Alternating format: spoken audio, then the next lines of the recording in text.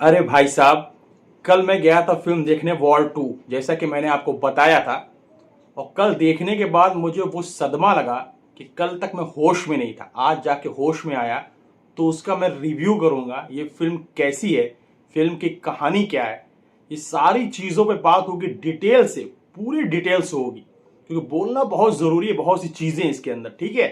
तो आपसे रिक्वेस्ट है, एंड तक वीडियो में जरूर बने रहें और चैनल को सब्सक्राइब कर लो, ठीक है। हिंदू मुस्लिम सिख ईसाई सारे भाइयों को सलाम। मैं हूं आपका दोस्त आशु स्मूथ खान। जैसा कि मैंने आपको बोला था कि कल मेरा शो है, मैं फिल्म देख के आऊंगा तो अपना रिव्यू, अपनी ओपिनियन जरूर दूंगा। जो तो अभी तक मैंने रिव्यू दिया था लोगों के कहने पे, जो लोगों ने बताया था। लेकिन बार बार मैं आपसे कह रहा था फिल्म आप देखिए, किसी के कहने में मत आइए।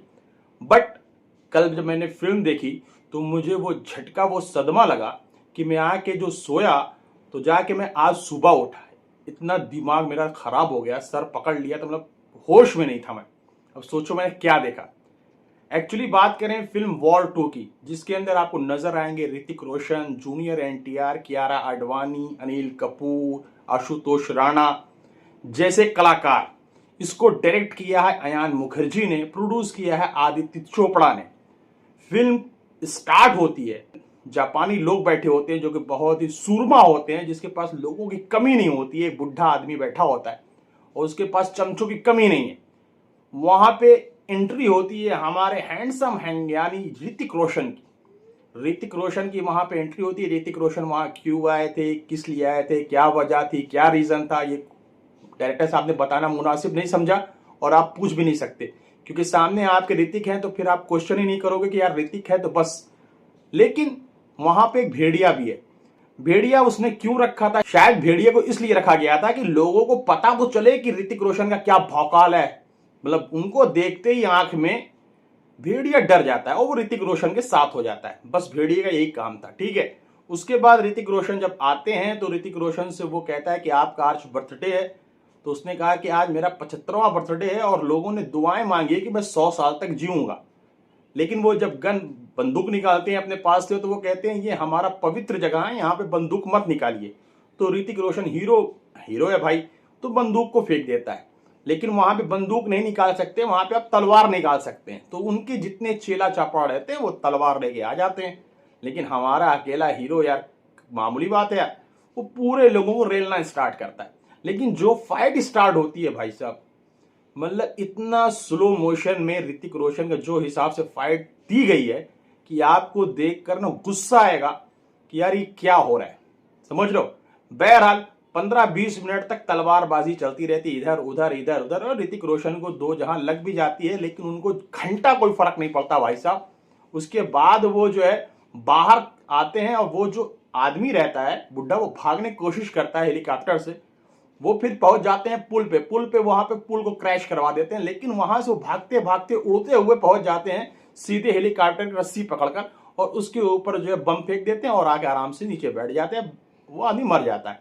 वो कौन था, किस लिए था, क्या मारना था, कोई पता नहीं। 20 मिनट की ये बकचोदी चलती है। उसके तो फिर ऋतिक रोशन वहां से उनको खत्म करने के बाद ऋतिक रोशन दिखाए जाते हैं कि एक ऐसी जगह खड़े हैं जहां पे तमाम बड़े बड़े देशों के लोग जो है वो एक सिंडिकेट बनाए हुए हैं, जिसमें रशिया, पाकिस्तान, म्यांमार, श्रीलंका, बांग्लादेश, ये सारे देश के लोग बैठे हैं जो ये देश ये चूज करते हैं। देश में, हिंदुस्तान में कौन किसकी सरकार बनेगी, कौन क्या बनेगा, वो लोग डिसाइड करते हैं। तो वो लोग ऋतिक रोशन को हायर करते हैं। तो ऋतिक रोशन वहां पे डायलॉग बोलते हैं, तुम मेरा नाम बनाओ, मैं तुम्हें लाशें दूंगा।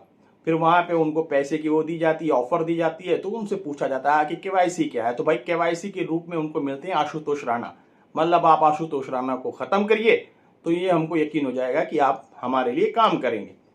फिर वहां पे से आशुतोष राणा और ऋतिक रोशन की कुछ बातें होती हैं जो उटपटांग तरीके से होती हैं। फिर उसके बाद लास्ट में वो कहते हैं आशुतोष राणा, भाई इंडिया फर्स्ट है, 100% इंडिया फर्स्ट, ये तो हम लोगों के लिए है ही है यार, इंडिया फर्स्ट होना ही चाहिए। बहरहाल वो कहते हैं भाई साहब मेरे को तुम ठोको, क्योंकि ये मिशन बहुत ही जरूरी है, बहुत आंच आ चुकी है हिंदुस्तान के ऊपर, बहुत बड़ी बात हो चुकी है, मेरा मरना बहुत जरूरी है और तुमको देश संभालना है। तो फिर उसके बाद जो वो उनको जो ठिकाने लगा देते हैं। फिर वो जो क्लिप होती है उनकी वो वहां पे भेज दी जाती है, जिससे लोग कहते हैं कि यार कबीर जो है एंटी हो गया, ऐसा हो गया, वैसा हो गया। आर्मी ऑफिसर, रॉ एजेंट तो सब रहते हैं, लेकिन क्योंकि अनिल कपूर की वहां पे एंट्री भी होती है। अब अनिल कपूर आते हैं वहां पे, कहते हैं कि भाई हम इस मिशन में ये करेंगे वो करेंगे, तो उनकी जो लड़की बनी रहती हैं कियारा आडवाणी, वो कहती है मुझे भी ले लीजिए, क्या प्रोटोकॉल है, हम आपको नहीं ले सकते, क्या आप प्रोटोकॉल को घंटा नहीं मानते, ये आपके रिकॉर्ड में है, तो आप हमको जो है इसमें एंट्री दीजिए। बहरहाल उनकी एंट्री की बात आती है, फिर एंट्री उनकी हो जाती है। फिर थोड़ी देर बाद नेताजी कहते हैं कि भाई साहब ये बहुत ही सीरियस मैटर है, क्योंकि कबीर को आप लोग पकड़ नहीं सकते, वो एक ही इंसान है जो पकड़ सकता है।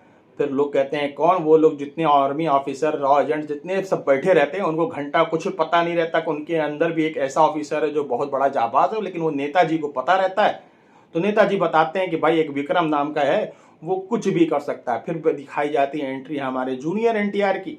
अब यहाँ पे जूनियर एनटीआर का बैग दिखाया जाता है, उसके नीचे जो बड़े बड़े ऑफिसर बैठे होते हैं, वो इतने टेंशन में रहते हैं कि भाई सिमोलिया में इतना बड़ा वो हो गया, कांड हो गया, वो इतने बड़ा जजीरा बनाया है, ये बनाया वो बनाया, यहाँ जाना इम्पॉसिबल है, बहुत कुछ वो लोग आपस में बकते रहते हैं, मतलब कितना टेंशन में रहते हैं।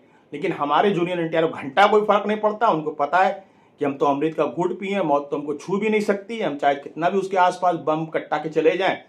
तो फिर वो कपड़ा वपड़ा उतारने लगते हैं, अपना वेट कम करने लगते हैं। फिर सब कपड़ा उतारने के बाद पैंट उतारने की बारी आती है, तो वो कहता है भाई सब पैंट मत उतारिए, इसमें ही आप इतने भद्दे लग रहे हैं, इससे ज़्यादा उतार देंगे तो और बुरा हो जाएगा। तो बहरहाल वो नंगी पीठ होके लटक जाते हैं हेलीकॉप्टर पे। वहां पहुंचने के बाद जो हिसाब से वो मारते हैं, मतलब बंदूकें चल रही हैं, AK-47 चल रही है, बम चल रहा है, सब चल रहा है, उनके बगल से छू के नहीं निकलता उनको, बाकी उनके बगल में सब कुछ तांडव होता है, उनकी घंटा उनको एक खरोच भी नहीं आती है।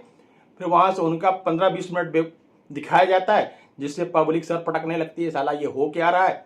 अच्छा, ये सब चलता रहता है।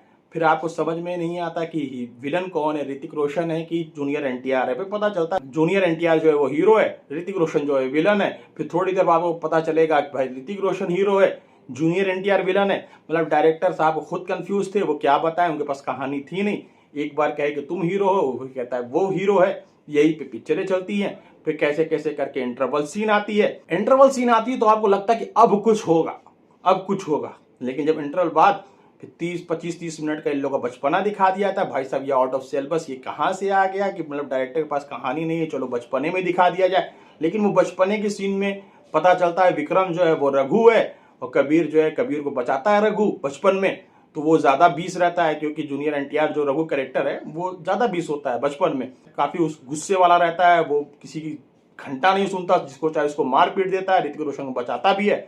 तो ऋतिक रोशन उसको मानने लगते हैं कि भाई तुमने मेरी जिंदगी बचाई, तुमने मुझे जीना सिखाया, बहुत कुछ होता है। फिर वहां पे वो लोग के साथ जो चोरी चमारी चलती रहती है, फिर उनको पकड़ के बंद किया जाता है। आशुतोष राणा वहां जाते हैं तो कबीर को यानी वहां पे उनको रॉ एजेंट के लिए भर्ती कर लेते हैं। और ये जो गुस्सा आ जाता है क्योंकि इसका होता नहीं है, तो इससे कहता है 6 महीने बाद मैं आऊंगा, तुम्हारा फिर से सिलेक्शन होगा, तुम तैयारी कर लो। वो घंटा कहता है कि नहीं, इंडिया फर्स्ट नहीं, मैं फर्स्ट हूँ, रघु फर्स्ट रहेगा। वो गुस्सा के वहां से चला जाता। अब कैसे वो फिर इंडिया में आके रॉ एजेंट बना, बोल ना डायरेक्टर साहब ने बताना मुनासिब नहीं समझा, हम पूछेंगे भी नहीं।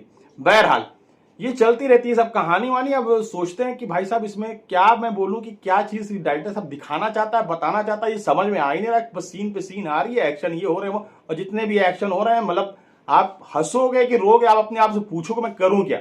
मजा तो आता नहीं है, क्योंकि और सब एक्शन हो देखो यार जो होता है, जैसे हम लोगों ने टाइगर जिंदा में देखा है, वॉर में देखा है, पठान में देखा है, कुछ सीन ऐसे एक्शन के हैं जो देख के मजा आती है, गूज बम आते हैं। इसमें वो सीन है ही नहीं है, बस एक्शन चल रहा है। बताओ फ्लाइट पे 35-36 हजार फीट के ऊपर, फ्लाइट के ऊपर एक्शन चल रहा है, किसी को कुछ नहीं हो रहा है, पूरा फ्लाइट का दरवाजा खुला है और फ्लाइट गिर भी नहीं रही है, मतलब कुछ भी चल रहा है यार। फिर लास्ट का 15-20 मिनट इन लोगों की फाइट होती है, और फाइट होने के बाद इन लोग से कहते हैं कि तुमने मुझे जीना सिखा दिया है, मैं तुमको मरने कैसे देता।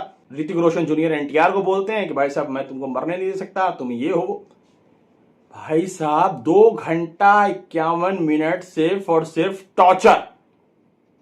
अब आप सोचो इस फिल्म में कहानी क्या है, समझ रहे हो? मतलब कुछ भी, ऋतिक रोशन हो चाहे जूनियर एनटीआर हो यार, मतलब वेस्ट किया है, एकदम वेस्ट किया है।